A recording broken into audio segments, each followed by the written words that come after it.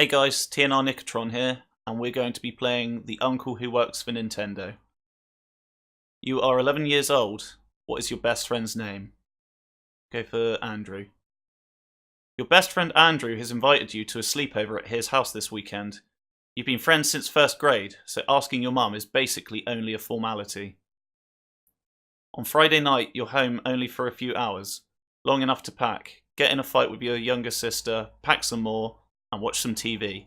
At 6 sharp, you're standing on the sidewalk outside Andrew's house while your mum idles in her car nearby. She leans out the window to you. You behave yourself, okay? She says, as always. I'll be at work, but if anything happens, you call me. Sigh. Okay, mum.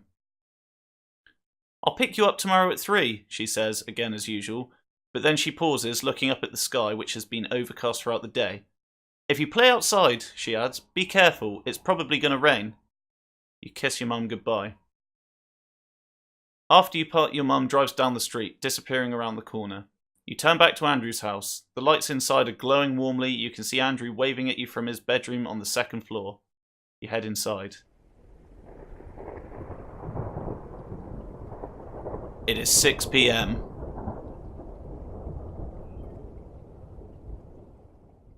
Andrew's mum meets you just inside. Hello, she says. Dinner will be ready in just a few minutes, but you can drop stuff off in the den. You and Andrew are camping out there tonight. Cool. You drop your sleeping and overnight bags in the corner of the den and then pause to take a look around. Behind the couch, a grandfather clock is ticking softly. Through a set of patio doors on the far side of the room, you can see the sky is just as grey as it was when your mum left. Framed pictures line the walls, and over the dark fireplace hangs a monstrous pair of antlers from a buck that Andrew's dad shot years ago. And of course, there is the big screen TV. Sometimes it makes you uncomfortable how much nicer Andrew's house is than yours. Anyway. Andrew entered the room whilst you weren't paying attention, and he now stands in the doorway smiling expectantly. Are you ready for dinner? He asks. Sure. Dinner passes quickly. Tonight's meal is spaghetti and meatballs, one of Andrew's favourite meals, as his mother points out whilst piling a helping on your plate. Andrew's father cracks a beer and jovially interrogates you about how much trouble you and Andrew are getting into at school. Dessert is heaping bowls of ice cream drizzled in chocolate sauce. You can't even finish yours. The grandfather clocks in the den chimes. You go along now, says Andrew's mum, smiling from her side of the table. We'll clean up in here. Let's go get the TV ready, says Andrew. The two of you leave the dining room and head upstairs.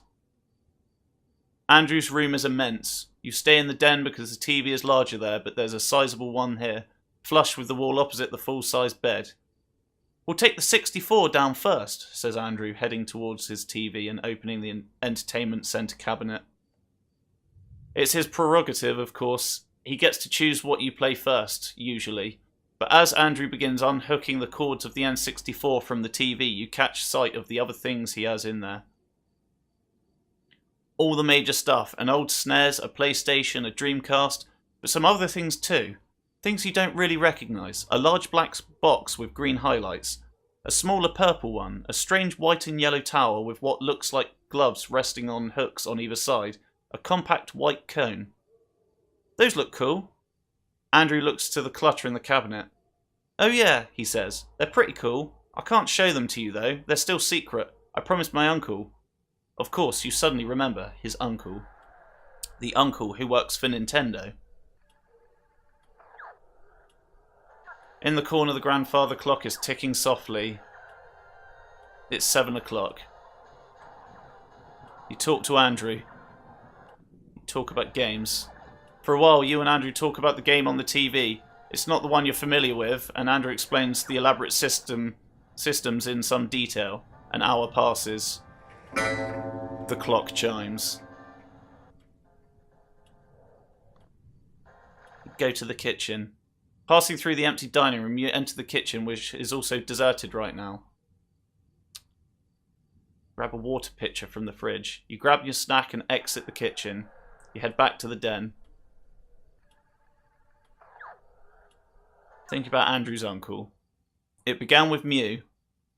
You didn't believe him at first when Andrew came to school one day and told you he had finally caught Mew. Prove it, you said. So he pulled out his Game Boy and showed you. There it was, Mew, the 151st Pokemon, available only to players at promotional events, somehow unlocked on Andrew's game. It's really strong, he said. It KOs every enemy in one hit. Andrew demonstrates this claim at recess when you and some other friends linked Game Boys to do battle. You were the first one down. No one else got in a single hit on Andrew's Mew. You asked how Andrew managed to get it. Oh, my uncle got a job at Nintendo, said Andrew. You were walking home together past one of the construction crews. Let's have a look at that. There had been a storm not too long ago. Trees were down all over town. Buildings had collapsed. You were standing at an intersection with Andrew as a truck rumbled by, loaded up with ragged tree trunks. What a bad storm. Andrew still lived next door to you at the time. Oh, he also got me this new Game Boy, said Andrew, pulling it out of his pocket. You hadn't noticed it earlier, but yes, Andrew now had a sleek new Game Boy Color. Until today, he had one of the old ones, a big grey brick like yours. This one's a special edition, said Andrew. Isn't it cool? You agreed. You snap out of your reflections. The clock chimes. Andrew's mother bustles into the room holding a large ceramic bowl filled with popcorn under her arm. How are you doing? How are you kids doing? She asks. Good, says Andrew, his eyes not moving from the television. I hope you're having fun, says Andrew's mum. Here's some popcorn, extra butter. She places it on the floor by Andrew. Almost immediately, Andrew is shoveling popcorn into his mouth. Meanwhile, his mother smiles first at him and then back at you. There's sodas in the kitchen if you get thirsty, she says, and some pizza from the other night if you get hungry. Thank you. She looks at Andrew. Your father's gone to bed. I'll be there soon myself. I want you two to keep it quiet, all right? Yes, Mum, Andrew says tiredly. Oh, and before I forget, she adds, your uncle called. He suddenly has some business here in town tomorrow. But he's driving in early. He'll be here around midnight. For the first time, Andrew stops playing his game, stops eating popcorn, and turns to look at his mother. Okay, he says. I want you two to welcome him in. He'll be very tired and very hungry, so offer him something to eat before he goes to bed. Okay, Mum. Good night, kids. And with that, she's gone. In the corner, the grandfather clock is ticking, so we'll check it. It's 9 o'clock. Let's check the frame pictures. You walk around the perimeter of the den, inspecting the pictures idly. Most of them are family portraits from years past. Andrew cradled lovingly between his mother and father, or any one of the three on their own. A happy, tidy family. Let's look for pictures of Andrew's uncle. You don't find any, not one. The only pictures here are of Andrew and his parents. You don't know why that makes you feel uneasy. Time passes. Remember your own Mew. You got your own Mew, eventually. Another friend had a Game Shark, which you borrowed one day. You spent that entire night unlocking every Pokemon you couldn't obtain in your copy of the game or hadn't yet traded for, including Mew. It didn't one-hit KO most enemies, it was incredibly weak, and you shamefully cheated the game further to make it strong enough. It even looks different from Andrew's. You asked him why. What? He said. That had been here in the den. Oh, what thing? Oh, that thing. It had been a while since anyone talked about Pokemon. Well, my uncle got me a special edition Mew, first of all, he said, smirking a little but not looking away from the PlayStation game he was playing. That's why mine looks different. Second of all, mine can one-hit KO because it's the real Mew. You asked what he meant by that. Just what I said, Andrew replied. You cheated and got a fake Mew, so of course there'd be problems, glitches and junk. You felt your cheeks redden. But not me, Andrew started again. I got the real Mew, and only me. My brother was so jealous. Andrew's brother, what about him?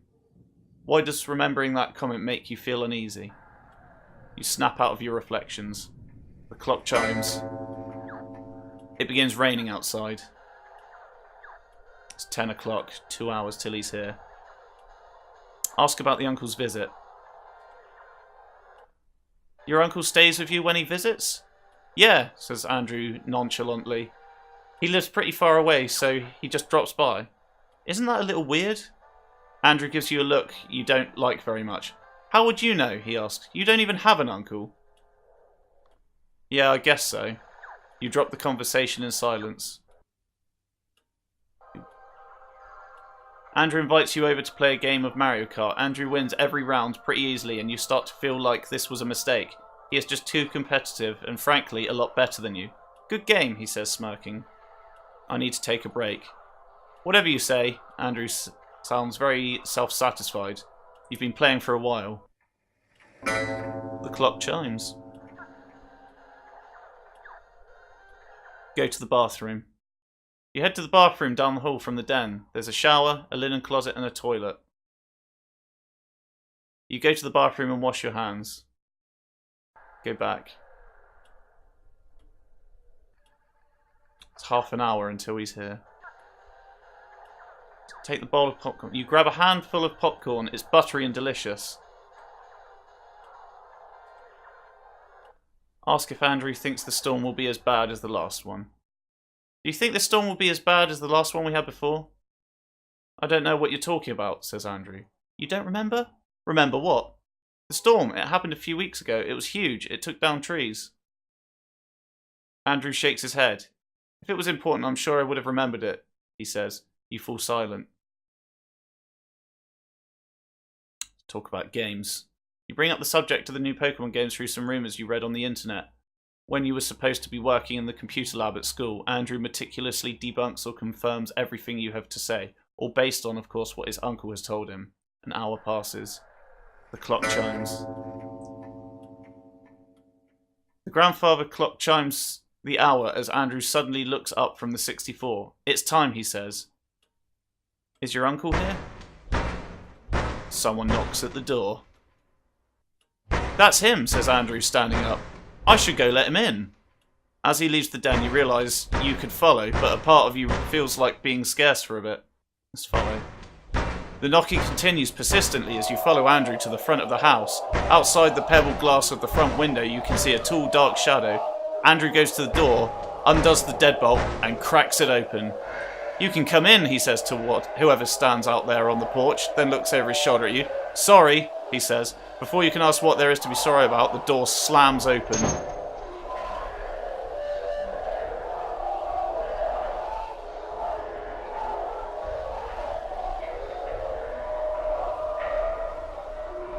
That is a lot of shouting.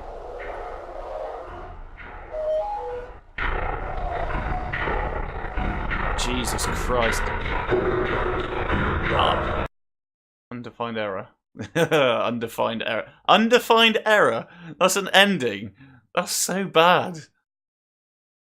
Oh, man. You met the uncle who works for Nintendo. Is that a real ending? Fucking hell. Okay. Fine. Alright, well, for that episode, that's ending one. We will try and get a second ending. I mean, look, there's 5 endings, so we'll get another ending soon. But for now, cheers, guys.